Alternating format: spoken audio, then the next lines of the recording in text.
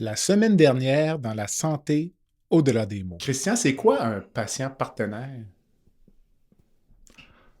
Ben, pour moi, un patient partenaire, c'est quelqu'un qui a vécu avec une maladie. Puis qui fait profiter, qui a vécu une maladie ou un proche, parce qu'il ne faut pas oublier que j'ai inclus le proche aidant. Un proche aidant peut également, sans avoir vécu avec la maladie directement, mais l'avoir vécu avec la personne qui est atteinte d'une maladie.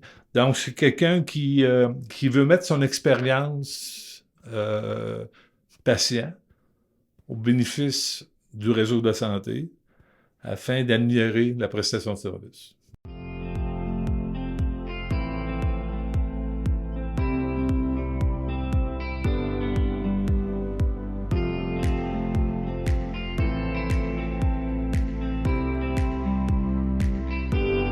Bienvenue à La santé au-delà des mots. Un rendez-vous avec des gens passionnés du réseau de la santé.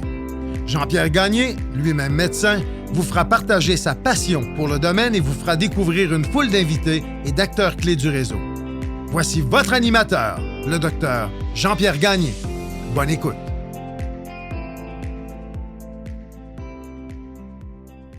Je reçois, pour la deuxième partie de notre entrevue, M. Christian Chabot, citoyen engagé et patient partenaire.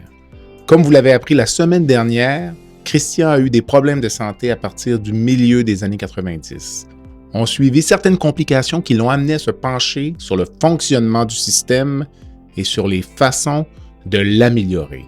Cette semaine, nous poursuivons notre entretien sur le concept du patient partenaire et sur les divers projets auxquels mon invité a participé au cours des années. Un deuxième segment d'entrevue qui nous amène à réfléchir sur la façon dont nous pouvons tous, comme citoyens, participer à l'amélioration du réseau. Bonne écoute.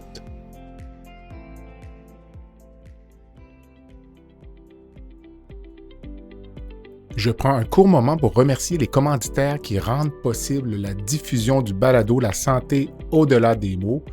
Beauchamp-Beaulieu Dessureau-Toupin, groupe conseil associé à la financière Banque nationale gestion de patrimoine, Rempart Neurophysiologie, Medix, le groupe TIGE, Eurofin Environex et Go Mouton.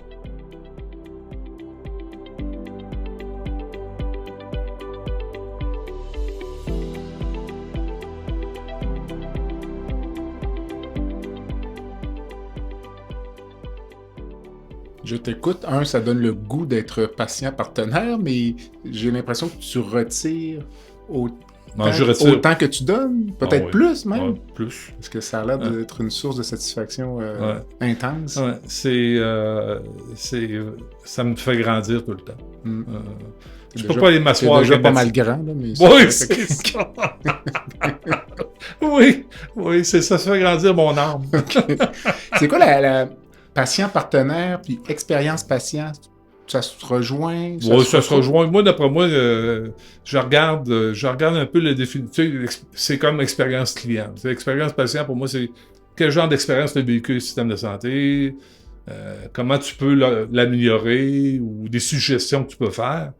Mais dans l'implication du patient partenaire, on est là parce les gens sont intéressés, ils veulent améliorer, ils ont des suggestions. Fait que pour moi, ça se recoupe. Ouais. Pour moi, le patient partenaire peut très bien faire de la consultation comme ton monsieur. Monsieur, j'avais reçu Pierre Den de Hope Conseil, puis ce qu'il m'avait confié de mémoire, donc c'est qu'au Québec, en termes de patients partenaires, on a une longueur d'avance, mais au niveau de l'expérience patient, on a peut-être un peu de retard. Donc, je serais curieux éventuellement peut-être de vous avoir tous les deux. Ouais. Puis je pense qu'on pourrait avoir un entretien très intéressant. Ouais, mais j'ai mon idée là-dessus. Je vais attendre. Aurais-tu des questions à lui poser? Oui, j'ai je pourrais avoir quelques questions. Je servirai de modérateur. Absolument, ça va faire... mais on voit que les intérêts sont les mêmes. Tout à fait, tout à fait. C'est ça. J'aimerais ça que tu me parles justement, comme tu disais, des projets de recherche auxquels tu as participé, même dont tu as fait la promotion, même instigateur à certains égards, donc notamment en pneumologie. Puis le deuxième qui m'intéressait beaucoup, c'est sur le diabète, puis la petite montre Fitbit. Donc, la montre connectée, oui. Donc, si on commençait peut-être par la pneumologie, disons. Oui, c'est celui qui est en cours comme tel. J'ai eu la chance, comme patient partenaire, de travailler avec l'équipe STAT du ministère de la Santé. L'équipe STAT, c'était le tour de 25 urgences au Québec pour regarder la fluidité des urgences, puis faire des recommandations. Fait que, on était une équipe de 7, je me souviens bien, là, qu'on n'était pas beaucoup. Mais chacun faisait ses recommandations. Il y avait les gens du ministère. Il y avait le Dr Berger qui était là. Dr Berger Pelletier que j'ai reçu. C'est ça. Et d'ailleurs, c'est grâce, en tout cas, à cette direction-là. Peut-être c'était Mme Lucie Paternick qui était la sous-ministre adjointe dans ce temps-là, puis le Dr Berger qui était la directrice générale à ce moment-là. D'être dans l'équipe. On m'a sollicité pour être dans l'équipe. Puis comme tel, puis j'ai adoré l'expérience. Parce que là, tu sais pourquoi tu le fais. Là, on était en pandémie. Là, fait que là, on a fait cette tournée-là au Québec. Puis ce qui est sorti de là, c'est que je suis arrivé dans un hôpital, puis il y avait des lits qui étaient sur un étage de disponibles, pas de patients, parce que pas de ressources. On entend beaucoup parler de manque de ressources. Peu importe le domaine, là, je pense que c'est... Mais dans la santé, ça nous touche encore plus, parce que il n'y a pas personne qui n'est pas impacté par ça. Fait que là, quand j'ai fini, en cours de route, je me suis mis à réfléchir. Je dis, comment la technologie pourrait... Tu sais, parce que je considère que la technologie est un levier essentiel à l'amélioration des soins. Comment la technologie... pourrait contribuer à améliorer l'environnement de travail des gens qui y travaillent. On parle d'infirmières, médecins et compagnie, là, les préposés bénéficiaires, les adjoints administratifs. Puis, il y avait eu une annonce de M. Legault ou M. Dubé, 3000 adjointes administratives, les infirmières feront plus de clérical ou moins de clérical, puis pour donner ça à 3000 adjointes administratives, qu'on va engager. Bon. Est-ce qu'on est capable d'engager 3000? Je ne sais pas. T'sais, on a encore une rareté de ressources, à ce que je cherche. Fait que là, je me suis reviré de bord, puis là, j'ai discuté avec un ancien collègue, puis j'ai dit, bon, OK, on a cette problématique-là. Moi, d'après moi, on aurait quelque chose à faire là-dessus. Ne serait-ce que pour diminuer la tâche des gens, si on est capable de libérer plus de temps, comme tel, on est-tu capable à ce moment-là de leur permettre de voir plus de patients pour les infirmières, puis augmenter peut-être les ratios? Je m'attaque à quelque chose que je contrôle pas, là. Mm-hmm. Mais finalement, on a réfléchi à ça, puis j'ai bâti un business case. J'ai dit, OK, la problématique, c'est le manque de ressources, évidemment. Puis après ça, le gouvernement va engager du monde, enlève le clérical, OK? Parce que je me souviens, pour avoir fait souvent, les hôpitaux, ils écrivent fréquemment, ils remplissent des dossiers manuellement. Mm-hmm. Dans tout ça, il y a sûrement du travail qui est peut-être moins nécessaire de le faire manuellement, qui pourrait très bien se faire par l'automatisation. Fait que j'ai approché 2 chercheurs de l'Université Laval avec lesquels j'avais déjà travaillé. Une chercheuse, entre autres, qui s'appelle Marie-Pierre Gagnon, qui était à la faculté des sciences infirmières à l'Université Laval. Puis je parle du projet, tout ça, elle trouve ça super intéressant. Après ça, elle a amené un autre chercheur. Lui, il est à la faculté des sciences administratives. Il s'appelle André Côté, qui a déjà fait des trajectoires de soins. Fait que les deux embarquent. Je fais des présentations de mon côté, pour faire de jeu de mots, au bureau de l'innovation, parce que je savais que le ministère de la Santé avait un bureau qui appelait le bureau de l'innovation. Il y a la direction des technologies d'information, la DGTI qu'on appelle, mais également le bureau d'innovation. J'ai dit, sachant très bien que, malheureusement, avec le travail qu'ils ont à faire de la DGTI, là, le bureau d'informatique, mon projet risque de peut-être même pas être capable d'être présenté. Puis je trouvais que c'était factuel, puis je trouvais que on avait besoin de ce genre de solution-là pour essayer de résoudre une problématique de manque de ressources. Mm-hmm. Puis finalement, je prends ça au bureau d'innovation, décide il est intéressé à ce projet-là, parce que ça répondait à des besoins qui étaient qui adressait toute la population. Fait qu'on a commencé à bâtir le projet de recherche. Puis on est arrivé à l'hôpital Laval, l'ICUPQ. Puis parce que les autres, ils allaient avoir une nouvelle aile pour la pneumo. Ils vont avoir une nouvelle aile pour la pneumo. On a décidé de prendre ce projet-là avec le PDG du moment, Denis Bouchard, puis de faire un projet pilote. Fait que donc, l'objectif du projet, c'est de refaire des trajectoires de soins pour la pneumonie, la fibrose, puis le MPOC. Le cancer du poumon, on n'y touche pas pour l'instant, parce que c'est quelque chose de différent. Donc, revoir la littérature, refaire les trajectoires de soins, sortir ce qui n'a pas de valeur comme tâche, puis qui est récurrent. Donc, on ressort ça, puis on automatise ça.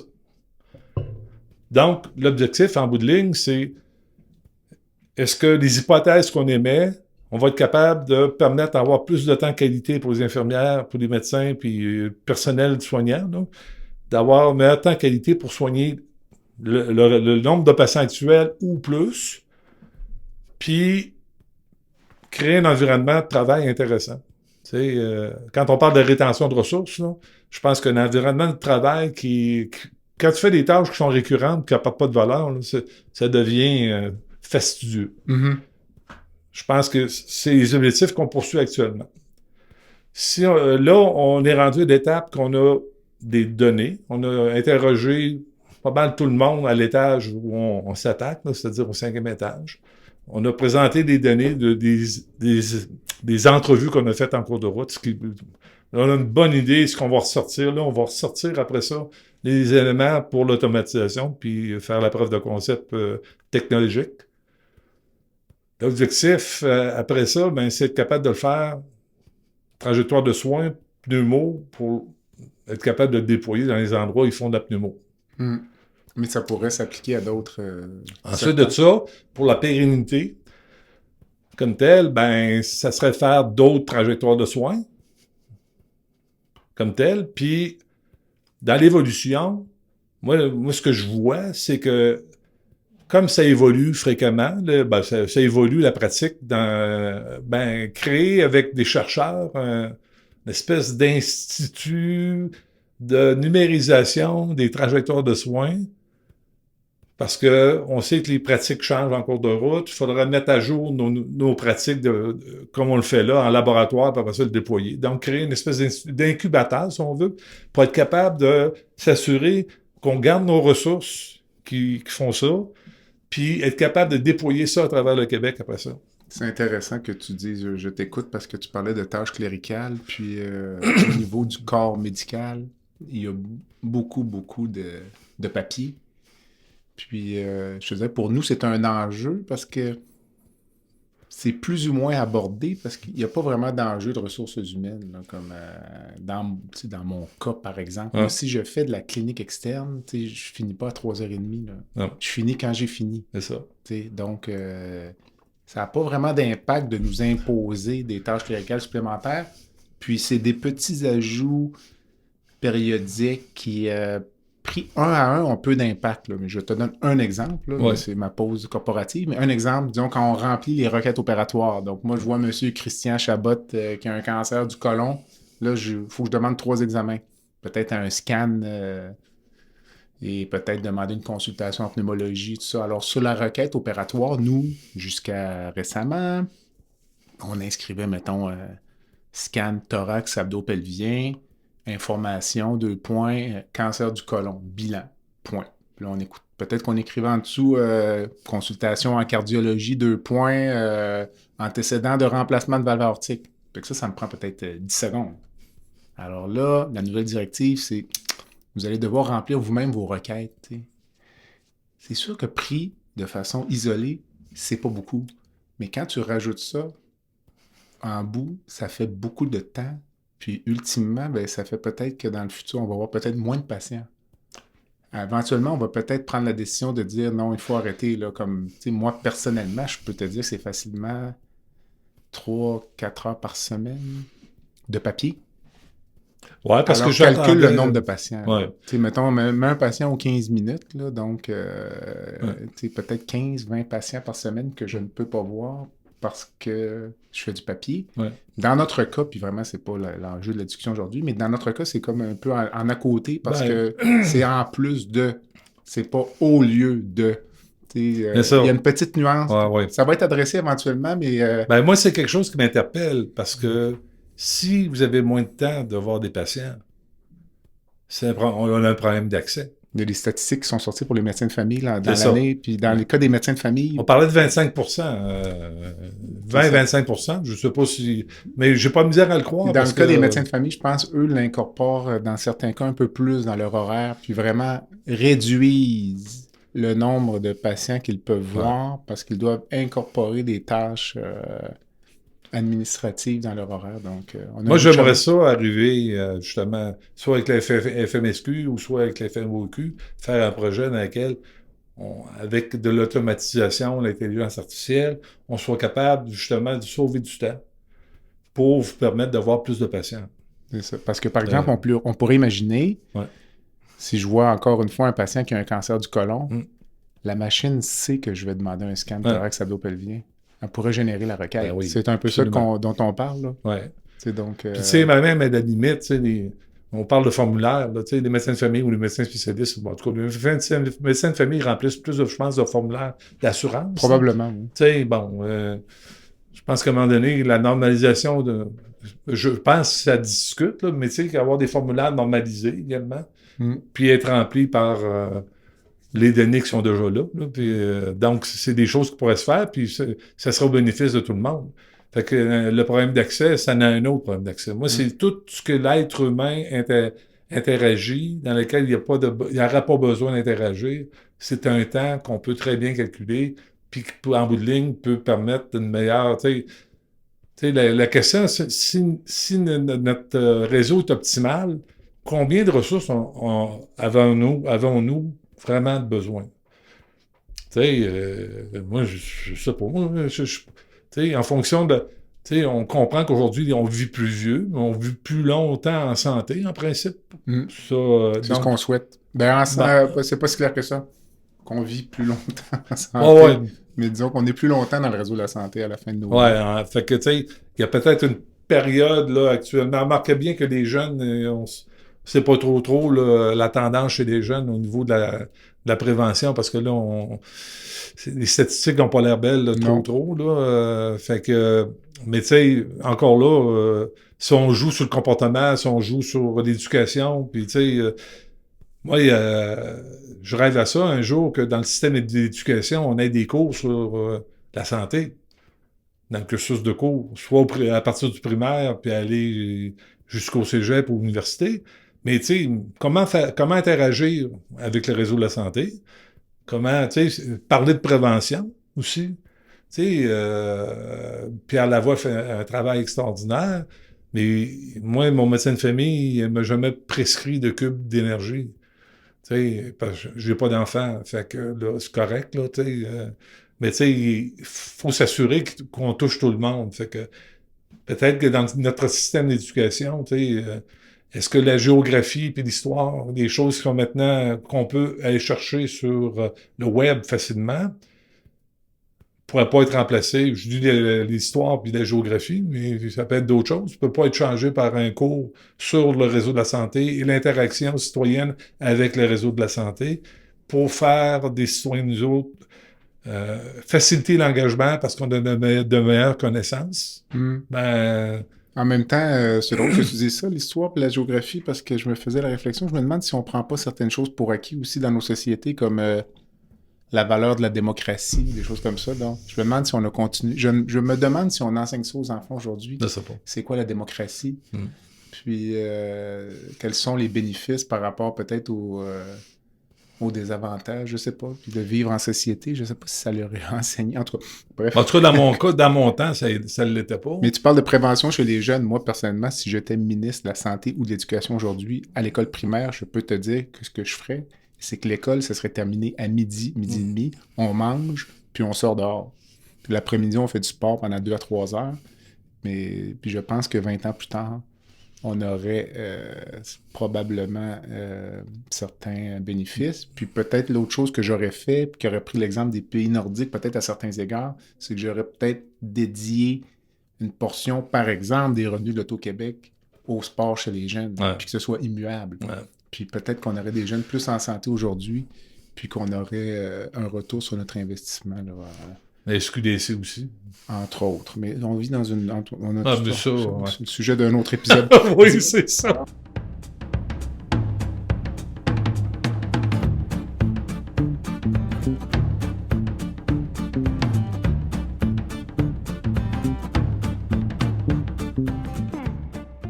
Medix simplifie la facturation médicale des médecins spécialistes, anesthésiologistes, internistes, pneumologues et bientôt les chirurgiens.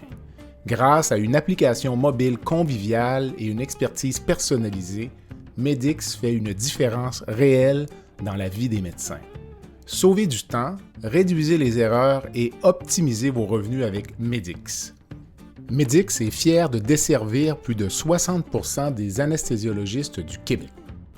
Pour toute question, n'hésitez pas à visiter notre site web à www.medix.com www.medyx.com ou téléphonez au 514-548-2500.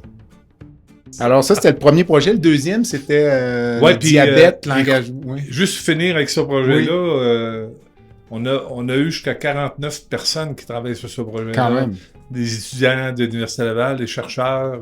Ça, c'est en cours, là. Ça, c'est en cours actuellement. Puis, ce qu'on souhaite, c'est moi, je suis juste un initiateur de ce projet-là, mais je fais la promotion également de ce projet-là. J'ai plus d'autres intérêts que ça, comme tel, mais si ça peut aider, je pense que ça va aider. Il va falloir un jour y arriver, parce que pour pas toujours dire, on manque de ressources, je suis tanné de l'entendre, cette chanson-là. Là. On a-tu d'autres choses que ça à présenter?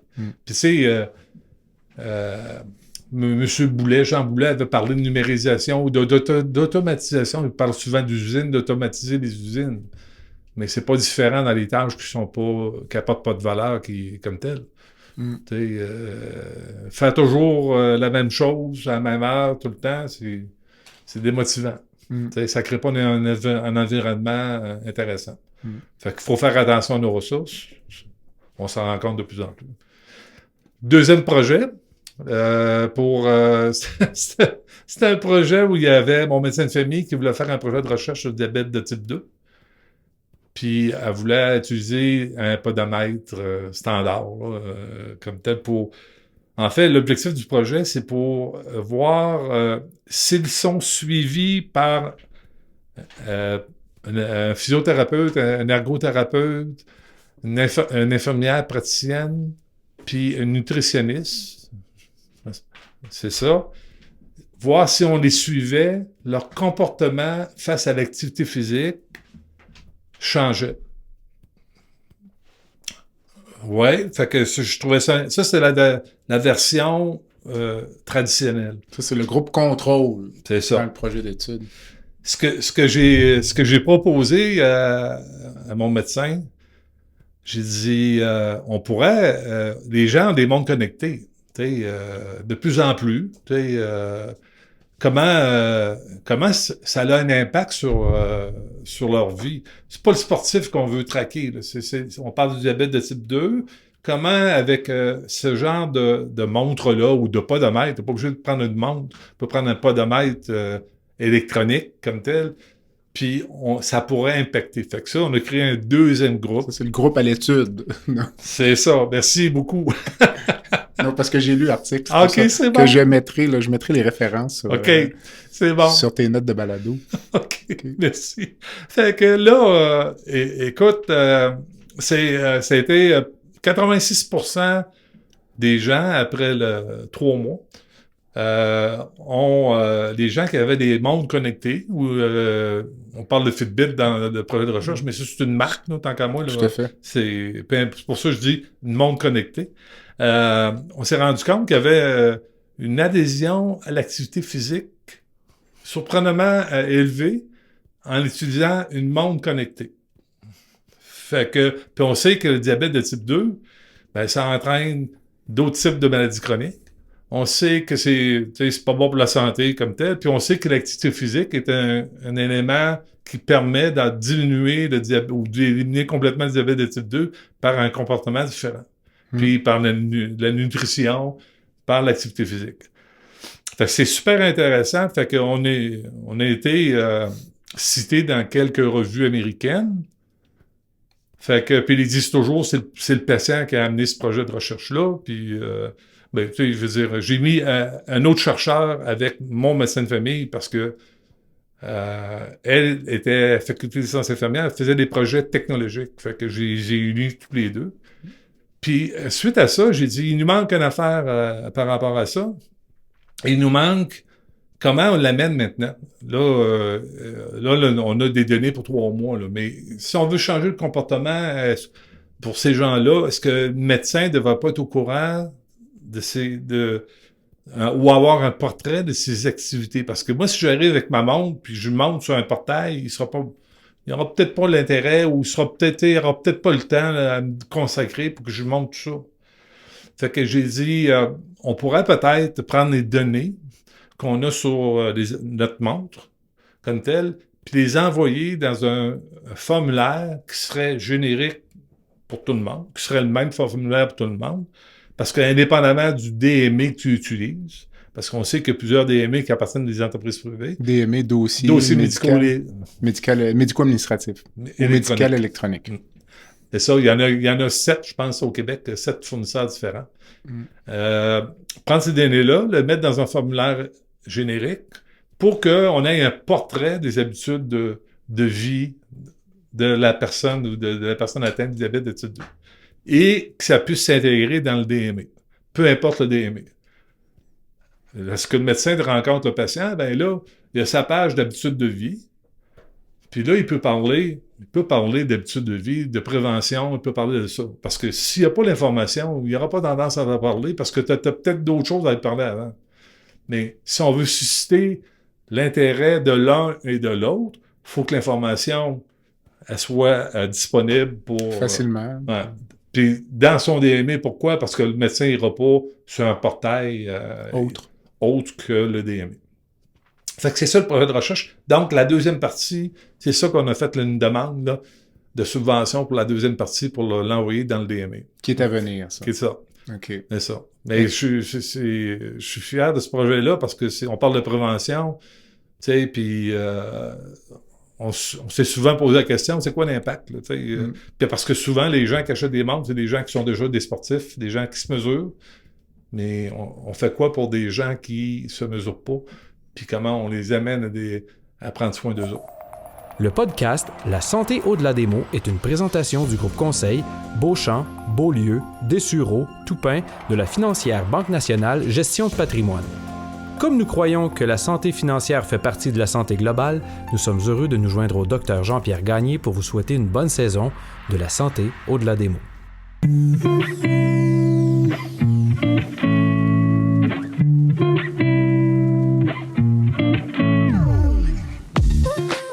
Fer et Velours est une entreprise de Québec spécialisée dans la location de mobilier vintage et création d'ambiance. Nous vous proposons une offre de service à la carte et selon vos besoins. De la simple location à la gestion événementielle complète. Chez Fer et Velours, notre slogan est de faire différent avec élégance. Visitez notre site web au www.fervelours.com. Au plaisir de vous rencontrer.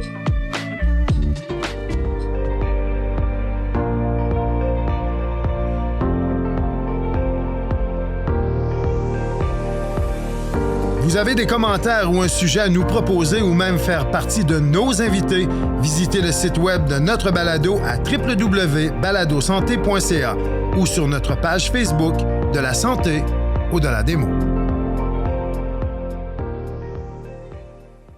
Tu parlais de prévention, donc je ne suis pas un spécialiste, mais ça, on est un peu dans la prévention secondaire, donc, parce que le patient est déjà diabétique, la maladie est déjà installée.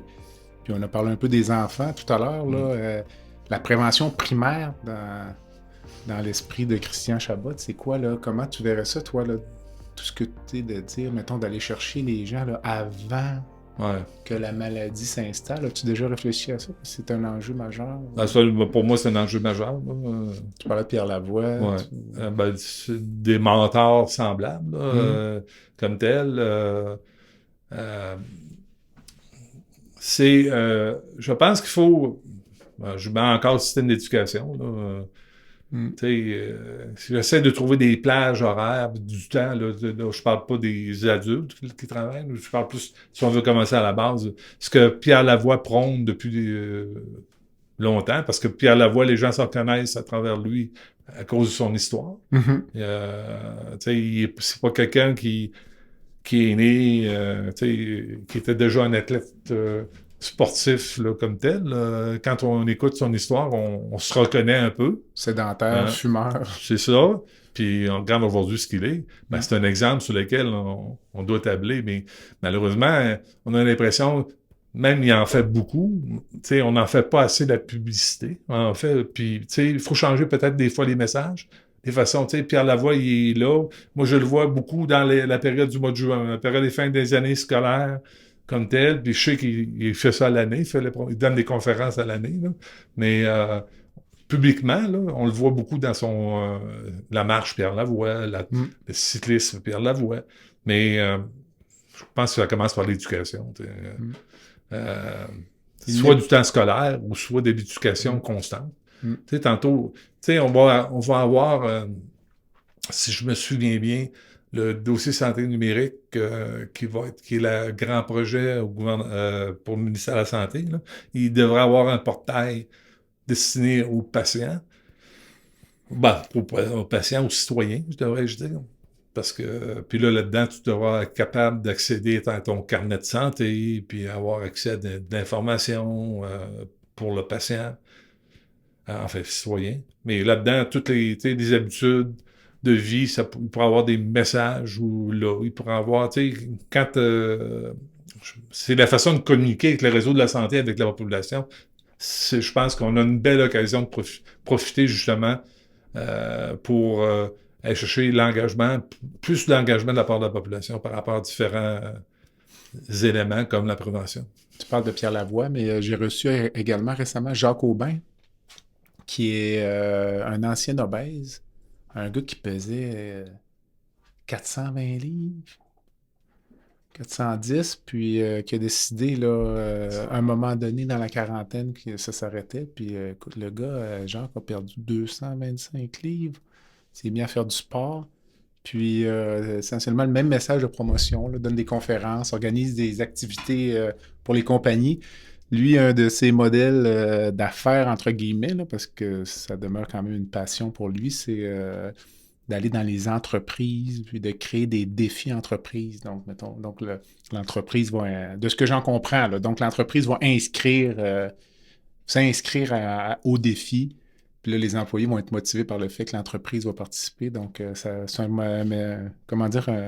un exercice très, très intéressant qui est en pleine croissance. Oui, à partir du moment que on voit ce genre d'activité-là, de défi entreprise, là, comme tel, on voit ce genre d'activité-là de plus en plus parce que l'employeur considère que ses ressources sont importantes pour lui.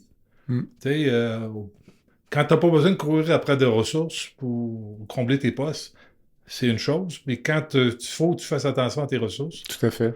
Là, tu vas peut-être suggérer ou générer des genres d'activités qui vont permettre justement de prendre soin de tes ressources. Puis ça va autant psychologiquement que physiquement. Puis je pense que les entreprises commencent de plus en plus à dire que la plus grande valeur que nous avons, ce sont nos ressources. Tout à fait. Puis c'est pour les adultes là, qui travaillent, je pense que c'est la porte d'entrée. Puis on en voit de plus en plus des compagnies, là, des grandes compagnies de télécom ou des grandes compagnies, ils ont des programmes justement pour ça. C'est super intéressant.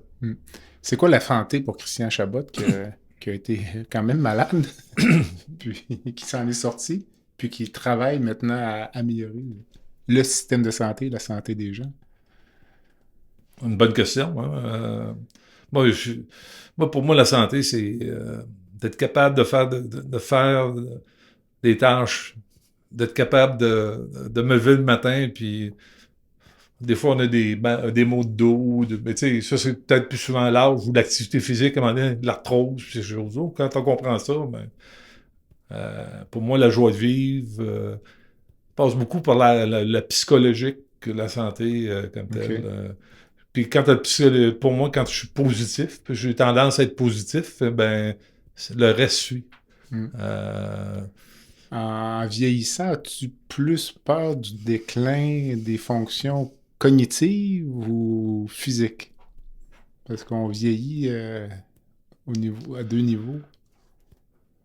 c'est drôle, hein, Tu parlais de capacité là, en début d'entrevue, ton Ouais. ACV, là, Mm. puis tu avais de la difficulté à lire. Là, tu sais. Donc, toi, tu te projettes dans le futur. Aimes-tu mieux avoir de l'arthrose au niveau des genoux ou avoir de la difficulté à lire un roman?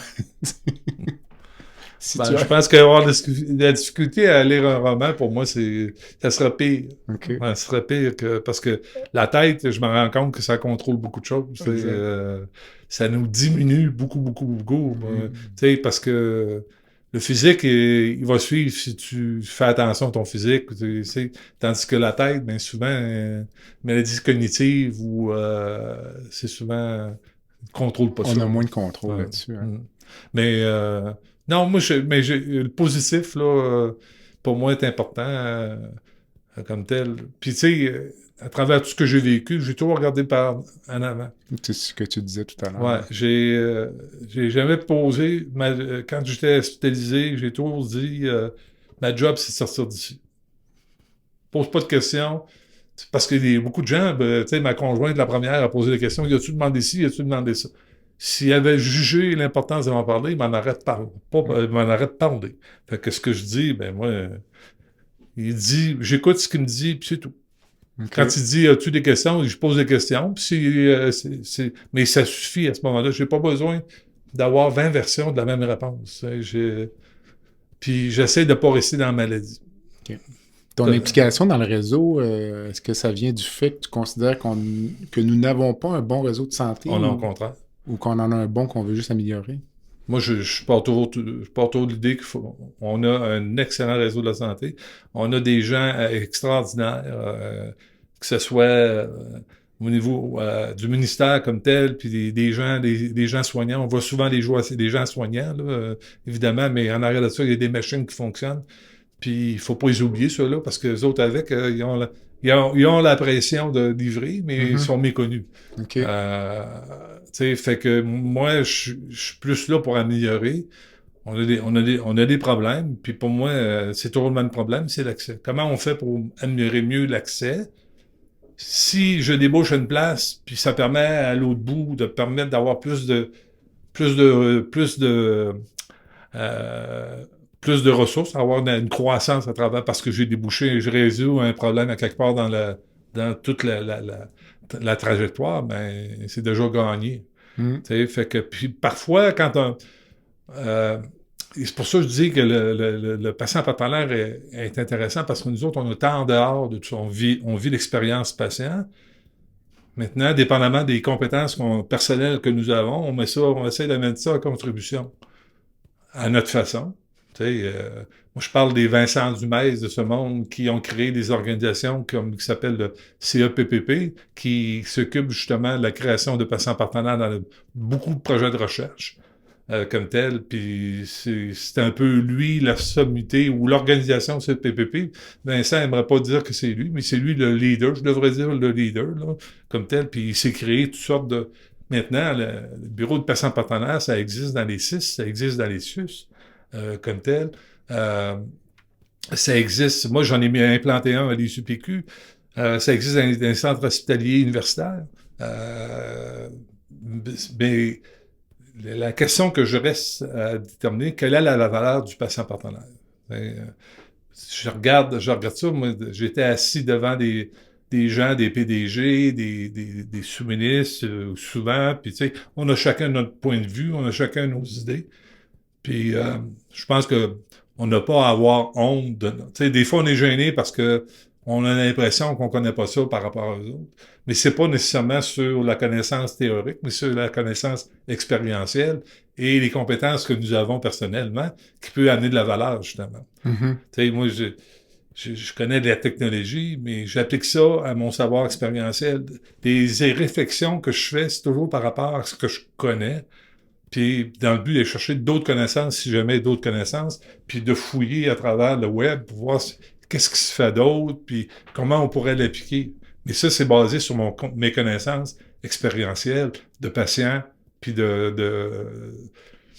sais, la radiologie m'a aidé beaucoup pour les PACS, je sais comment ça fonctionne, puis tu sais, ces éléments-là, puis les applications qui fonctionnent dans le réseau de la santé, les projets, le CRDS, exemple, je connais le CRDS parce que j'ai participé à la présentation du projet là, comme tel. Le ministère m'a interpellé comme patient partenaire pour ça.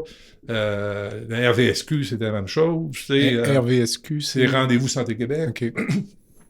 Qui était à la bouture que le Dr Barrett avait commencé à créer au moment avant que le Parti libéral quitte. Mais tu sais, ces projets-là m'interpellent parce que c'est les projets qui sont les projets porteurs au Québec. Puis s'assurer que ça fonctionne bien, tu sais, qu'il n'y a pas de délai. Tu sais, les délais d'attente, il y en aura peut-être toujours, mais tu sais, il faut comprendre pourquoi on attend. Tu sais, on met beaucoup d'indicateurs de gestion actuellement là. Comme tel. Est-ce que les indicateurs de gestion, pour moi, en tant que citoyen, ça m'interpelle quand j'arrive, puis durée moyenne de séjour, ou durée moyenne du temps à l'urgence.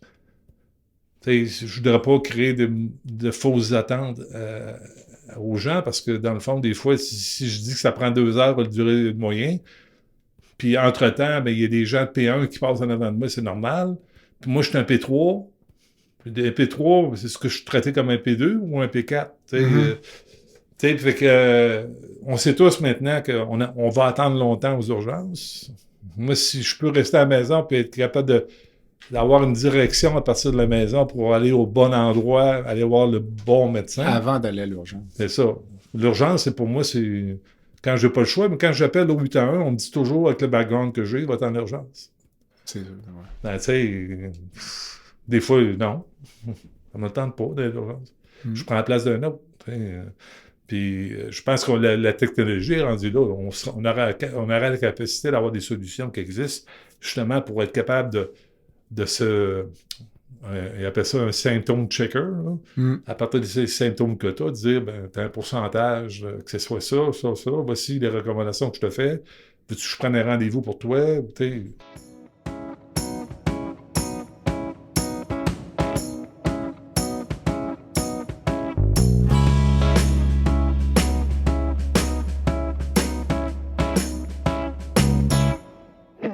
Rempart Neurophysiologie est une entreprise spécialisée dans l'octroi de services neurologiques tels que le monitorage neurophysiologique péropératoire.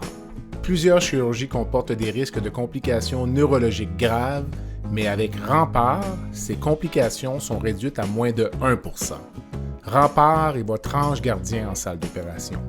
Rempart, c'est aussi des services volants en électrophysiologie médicale. Pour les besoins particuliers de votre hôpital, votre clinique ou votre centre de soins, contactez Rempart Neurophysiologie à info@rempartneuro.ca. C'est à info@rempartneuro.ca. Je pourrais imaginer qu'avec l'intelligence artificielle, ça existe l'équivalent de ChatGPT, de dire voici les symptômes que j'ai, puis une sorte de fiche conseil. Ouais. Ben, peut-être qu'à travers notre DSN. Là. Peut-être que cette application-là t'aurait parlé de syndrome compartimental, d'ailleurs, dans le temps. Là. Peut-être. Puis là, à ce moment-là, j'aurais su quoi faire. Tu serais allé quelques jours plus tôt. Oui! Dis-moi, je serais curieux de t'entendre en quelques minutes, si tu veux, sur où tu vois le privé dans tout ça. Donc, contre ou une zone grise? Ben, le privé, je viens du privé. Fait que, tu sais, on est... le privé est complémentaire, tant qu'à moi. Tu sais, il y a des services qu'on peut pas offrir. On a un système public là, comme tel à laquelle on devrait avoir accès, mais quand tu n'as pas accès, le privé devrait donner un coup de main. Puis, je suis d'accord avec l'idée de dire qu'on n'a pas d'affaires à payer. Tu sais, que le ministère s'organise pour payer. Les soins dans le privé. C'est ça. OK. De sous-traiter les soins dans le privé, OK. qui soient complémentaires à notre réseau de santé et non pas. OK. Moi, par défaut, tu sais, je fais confiance à mon réseau de santé publique.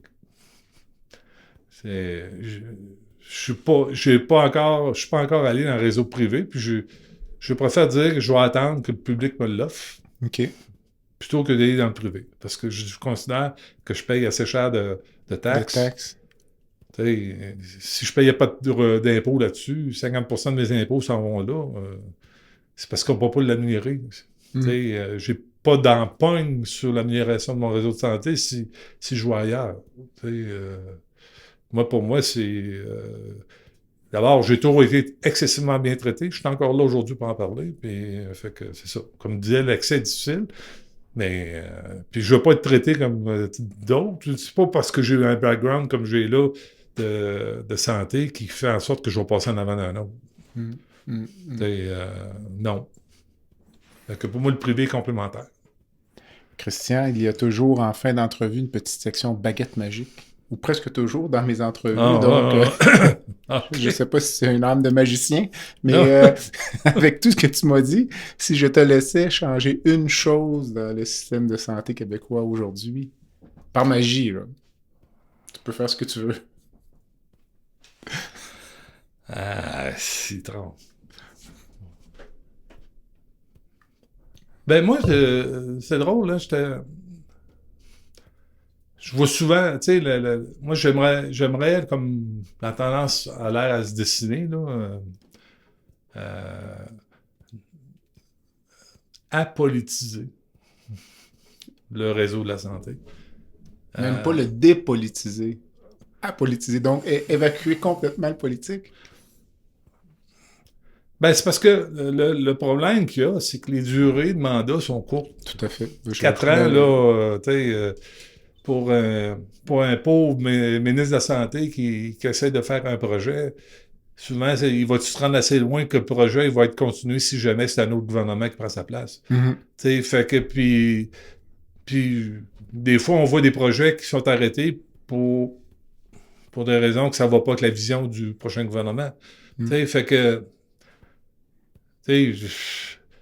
c'est l'ouvrage. Les orientations, tant qu'à moi, comme on le fait là, les orientations, bon, des génériques, que je devrais dire, là, ça peut, tant qu'à moi, ça peut rester politique, mais, exemple, un projet, là, n'importe quel projet, le DSN va prendre 10 ans, mettons, ou 6 ans, ou 8 ans, va prendre une durée, là. Je sais même pas si je vais être encore sur Terre quand le projet va être déployé, là.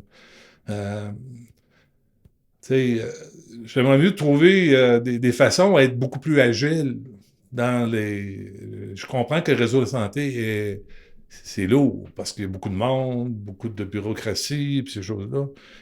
Mais quand on a des bonnes idées, puis on va les mettre en place, on a l'impression que c'est lourd. Je pense à tous les projets technologiques, parfois, il y a dossier d'affaires, dossier d'opportunités, RFI, RFP. Au bout d'un an et demi, t'as fini d'écrire tes affaires, ton fournisseur est choisi, fait que ça prend 2 ans. Fait qu'imagine un gouvernement là, qui est là, il est là pour 4 ans, lui, là. Puis c'est pas si dans 4 ans, il va être réélu, puis dans 2 ans, ben, le fournisseur est choisi. Il n'y aura même pas le temps de commencer, puis on va juger sur des choses qui ne contrôlent pas. Mm-hmm. Parce que, oui, la politique contrôle la politique, mais à un moment donné, ce qui est fait au niveau administratif, là, comme tel, les processus d'acquisition, ces choses-là, c'est lourd. Là, non, mais il y a ça, puis je veux dire, c'est qu'on est complètement dans le tape à l'œil, là, je veux dire. Tu sais, le meilleur exemple qu'on peut avoir, là, puis parce qu'on y est, là, on est dans Jean Talon, là, ici, on est dans le comté de Jean Talon aujourd'hui, là. La CAQ a perdu ses élections partielles récemment. Le premier ministre sort en disant « Ah ben finalement, le troisième lien, c'est peut-être possible. » Ça n'a aucun rapport, là. Je veux dire, ça n'a aucun rapport avec la partielle de Jean Talon. Puis le consensus, quelques semaines avant, était que le troisième lien n'était pas nécessaire. Mais ça, c'est un exemple, puis c'est tellement gros, même grossier, puis flagrant que là, les gens s'en rendent compte, mais c'est la même chose en santé. Alors, si on parlait de prévention tout à l'heure, là, qui va investir? Puis là, je le dis à presque toutes les fois que quelqu'un mentionne ce point-là, parce que tu n'es pas le premier, évidemment, qui suggère ça. Qui va investir dans un programme actuellement qui vise à plus faire bouger les enfants ou autres, puis dire, ben, à ce moment-là, par contre, on va couper ailleurs dans le réseau de la santé. Le rendement est dans 20 ans. Ouais. C'est long. Je veux dire, puis il faut gagner les élections dans 2 ans. Ça ne marche pas. Et l'autre enjeu que je vois, un des autres enjeux que je vois, c'est que dans une structure comme on a là dans le moment, la tendance est à rajouter des couches. Comme tu disais que c'est compliqué, là, la tendance, c'est de rajouter des couches pour régler des problèmes, mais alors que moi, je pense qu'il faut en enlever, là. Il faut enlever des couches. Là. Tu parlais de difficultés à faire avancer des projets. Le meilleur exemple que je pourrais te donner, c'est à l'époque, j'ai commencé à travailler à Drummondville, moi, en 97. Puis au début des années 2000, c'était le début de la chirurgie laparoscopique. Là. Donc, à grande échelle, c'est pas vrai. Au début des années 2000, c'était le début des salles d'opération modernes de chirurgie laparoscopique. Ce qu'on appelait des salles intégrées. Donc, où l'ergonomie de la salle d'opération, la transmission d'informations. Ce qu'on appelle des salles hybrides. Les salles hybrides, on était peut-être rendu encore un peu plus loin, mais l'informatisation de la machine qui gère la salle d'opération. Donc, puis ça, c'est un projet, à l'époque, moi, j'avais 2 collègues à Drummondville, là, Steve Miller, Richard Laplante, notamment, qui voulaient aller de l'avant avec ce projet-là. Donc, d'avoir une salle d'opération qu'on appelait de chirurgie laparoscopique avancée. Donc, le NEC le plus ultra, il n'y en avait pas au Québec. Puis à Drummondville, Steve est rentré dans le bureau du directeur général, puis il a dit, écoutez, ça nous prend une salle de chirurgie laparoscopique. Là, nous, à Drummondville, on est un groupe dynamique dans ce domaine-là, puis le DG à l'époque, de mémoire, Pierre Levasseur, a dit, c'est une excellente idée. T'sais. Bon, mais combien ça coûte? À l'époque, donc c'était pas cher dans le temps, mais c'était 150 000 à peu près. 150-200 là, t'sais. Alors, parfait. OK, on va faire une levée de fonds. C'est la porte d'à côté. C'est la fondation de l'hôpital. C'est la fondation de l'hôpital. On va faire une levée de fonds. Parfait. OK, excellent. Ça prend combien? 150 000? Parfait. Alors, moi, je me rappelle, j'avais été sollicité pour aller rencontrer les bénévoles qui appelaient les partenaires pour leur expliquer c'était quoi, pour que les bénévoles puissent expliquer aux donateurs, voici, le groupe de chirurgiens de Drummondville veut une salle de chirurgie laparoscopique avancée. Écoute, je pense que 30 jours plus tard, on avait 150 000 Un an plus tard, la salle était construite. Faire la même chose aujourd'hui, là, à Québec, peut-être 5 ans. Même en passant par la même recette à travers la fondation, parce que les fondations sont... Ça va être trop gros. Les structures sont trop grosses. Je veux dire, tu vas avoir des comités, puis là, les gens vont, écoute, ce que tu disais tout à l'heure, tu sautes d'une réunion à l'autre, tu arrives 2 ans après, 3 ans, puis pendant ce temps-là, vu que tu es dans une grosse structure comme ça, il y a beaucoup des intervenants qui ont changé. Alors, il y a beaucoup de temps qui se perd parce que finalement, tu arrives à une réunion, finalement, tu dis, finalement, tu sais, du côté du génie biomédical, c'est pas la même personne. Alors, c'est ça. Alors, on va réexpliquer un petit peu où on en est. Je veux dire, puis c'est sans attaquer une personne précisément. Les structures grossissent. Oui, les fusions d'organisations ont fait en sorte que ça a grossi énormément. Puis, on n'a pas tous les compétences en tant que gestionnaire, nécessairement de partir de X puis de monter à Y. À un moment donné, ça dépasse pas nos connaissances, mais nos capacités. Ou notre motivation. Ouais. Qui est un enjeu majeur. C'est la reconnaissance de l'être humain comme tel à travers des organisations était super importante. Puis pour moi, tu sais, ce que j'ai aimé, moi, c'est le bureau de l'innovation. Tu sais, le bureau de l'innovation, pour moi, ça veut dire beaucoup de choses. Ça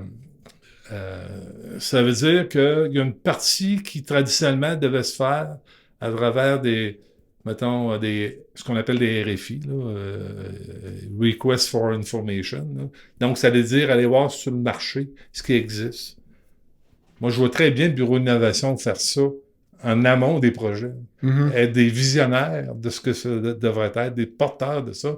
Puis en agilité, c'est beaucoup plus facile. Fait que t'as pas de paperasse à remplir, t'as pas ci, t'as pas ça. Ils sont quand même évalués par un comité qui autorise ou pas les projets. Mais moi, pour l'avoir vécu avec le projet de pneumologie, ça faisait du sens, ça répondait à des besoins. Ils sont allés se faire valider notre projet.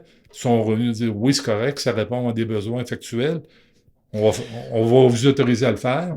Mais ce bureau d'innovation-là, c'est une forme de centralisation quand même. Parce que c'est le ministère de la Santé. Là. Ouais, c'est le ministère de la Santé. Fond, si on prend un peu de recul, là, si l'hôpital Laval pense que ce projet-là est bon, pourquoi l'hôpital Laval aurait besoin d'avoir l'aval du ministère de la Santé?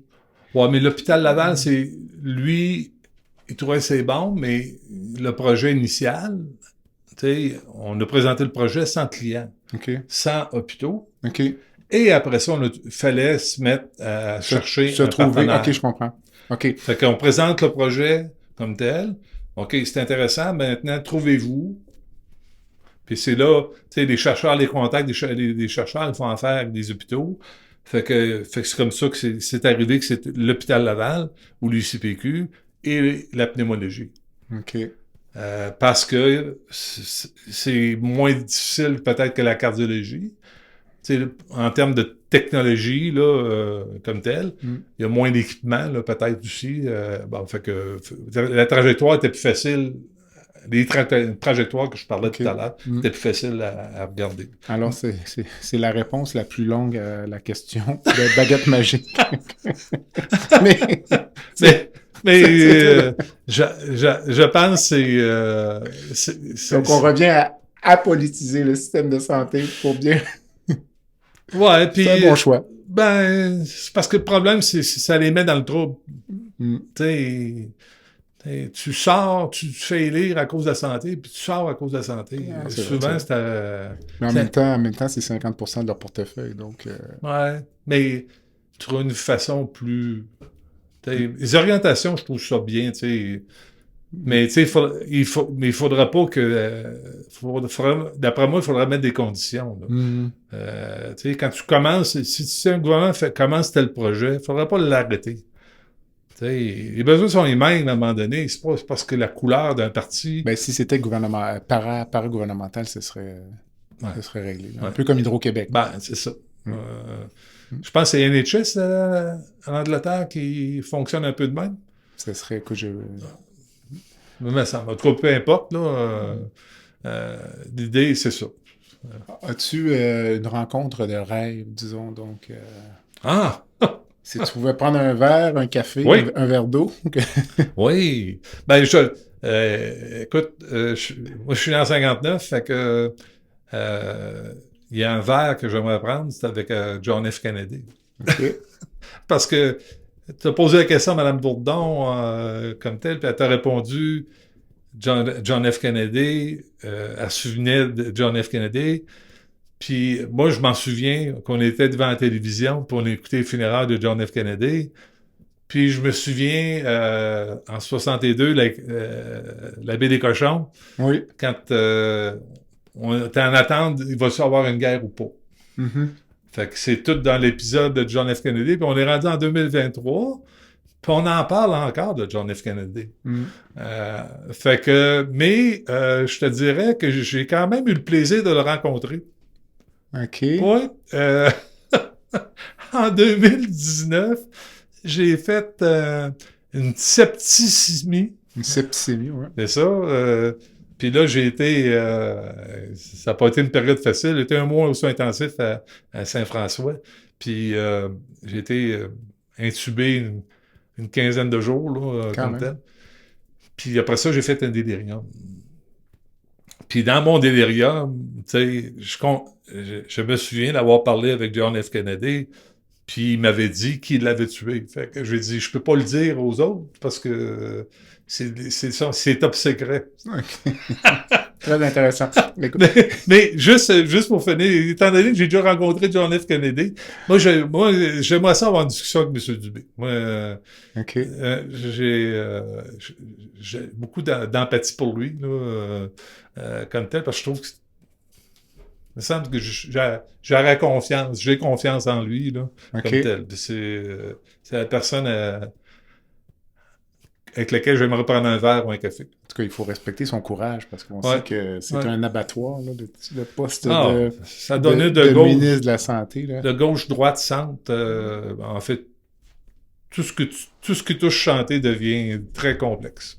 As-tu une cause qui te tient à cœur? Ouais, As-tu SAPSA. une fondation, SAPSA? Ouais. Ah, intéressant. Sont près des gens. Sont près des gens qui mon père traitait, là, des toxicomanes ou. Fait que mon père, quand c'est un peu une sorte de rendre hommage à mon père, mais c'est une cause qui, tu sais, pour moi, quand des fois les gens qui ont moins les moyens, qui sont plus démunis, j'aime pas le mot démunis, tu sais, ils ont de la difficulté, là, faut pas les oublier, ces gens-là, puis pour moi, ça m'interpelle tout le temps. Puis ils sont tellement intéressants, moi, j'ai la chance des fois dans des réunions de patients partenaires de voir des gens qui viennent de ces communautés-là. Ils ont tellement de bonnes idées qu'on ne peut pas se passer de ces gens-là. Il faut trouver une façon de les interpeller puis de les inclure dans notre système de santé. Mais beaucoup de ces organismes-là, on a l'impression, sont toujours Un tour sur le bord. menacés. Hein?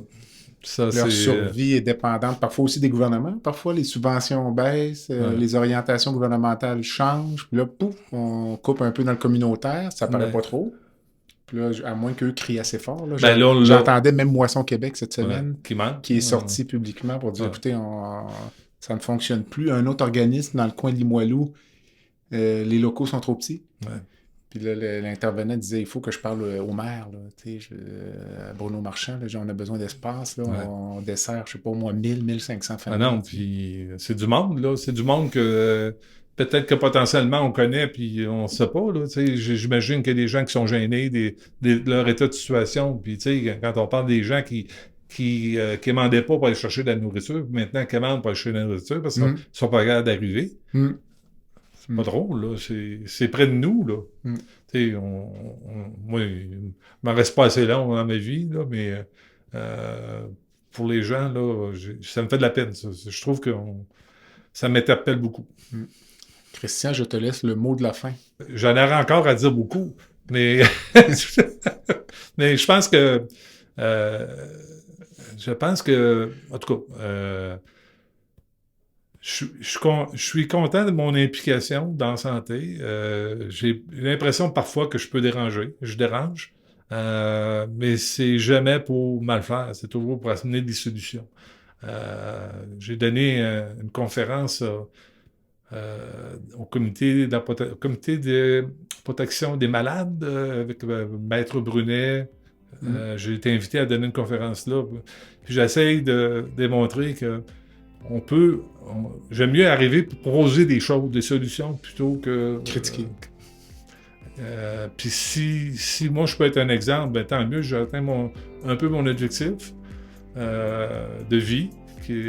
Quand je me lève le matin, je pense au réseau de santé. Quand je me couche le soir, je me dis qu'est-ce que je peux faire de plus. Puis quand je me réveille, fait que c'est omniprésent en moi. Fait que malheureusement, je suis fait de même. C'est une belle qualité. Merci. Christian, merci. Merci. Au plaisir. Au plaisir. Voilà ce qui complète le balado de cette semaine. Merci d'avoir été à l'écoute et le Dr Jean-Pierre Gagné vous donne rendez-vous la semaine prochaine pour un autre épisode, La santé au-delà des mots.